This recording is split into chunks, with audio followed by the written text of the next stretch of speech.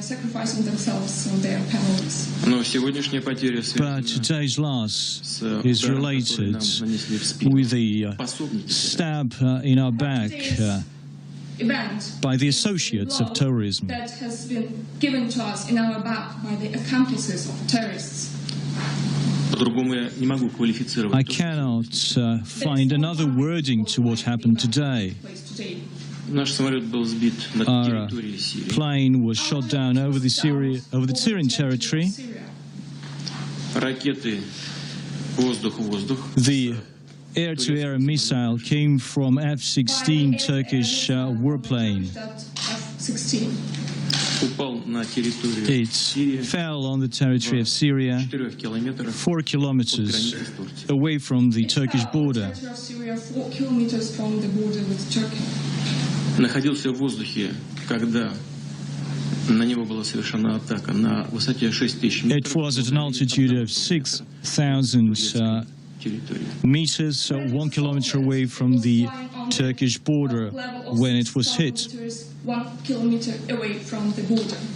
В любом случае, in any case, our pilots and our plane never threatened the Republic of Turkey in any way. The territory of Turkey.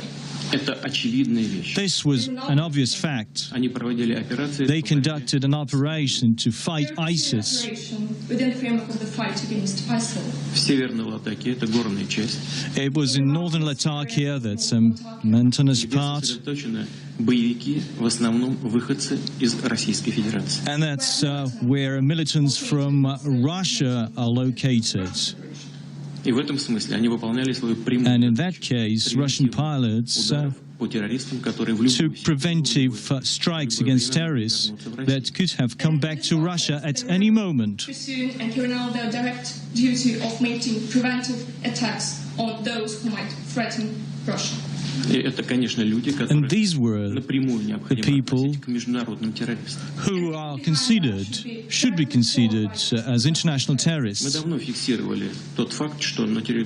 We have long identified that there are a lot of oil and petro products going to Turkey from the captured territories. Oil and oil products being transferred, which were seized from the territory of Syria. This is the SU24 that was shot down on the Syrian-Turkish border. NATO, they're having a special meeting regarding the shot down of the SU-24 Russian bomber.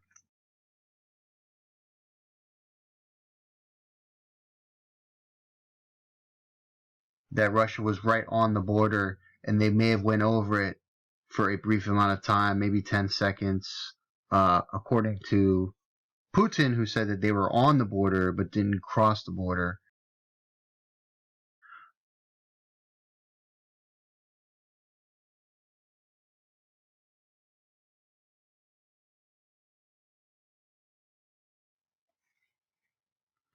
Problem is that all this equipment that was used to brought down the Russian plane, that was an F-16. You know, and then right here you have the American tow missile that was used to knock out the rescue helicopter that was looking for these Su-24 pilots. When they jumped out of there, that one of the pilots was actually shot in his own parachute while he was coming down. In the UN Charter, that's something that is a war crime.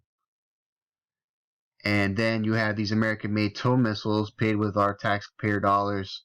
Some of these Al-Qaeda terrorists or wherever they're coming from just brought down this rescue helicopter while it was just on the ground looking for the Russian pilot. And I think they had a red cross on this helicopter. So that's another war crime.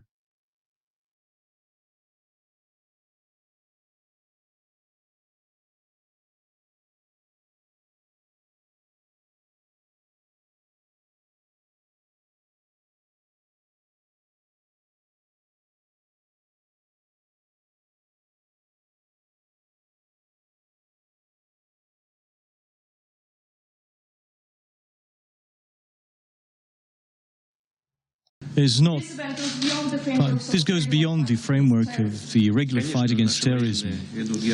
Certainly, our military men are fighting terrorism, sacrificing their own lives. Putin is going to be forced to respond. There's no way that Putin can just ignore what happened in Turkey. He would fall. There would be political unrest in his own country if he doesn't go after the people that downed those planes. So Russia's pretty much going to be forced to do something, and it's going to be harsh. What I think might happen is that Russia is going to test Turkey again. They're going to test their border, and they're going to come prepared. They're not going to come just with a bomber. And that's really what happened, was that this bomber was unprotected. It was not flying with escort fighters.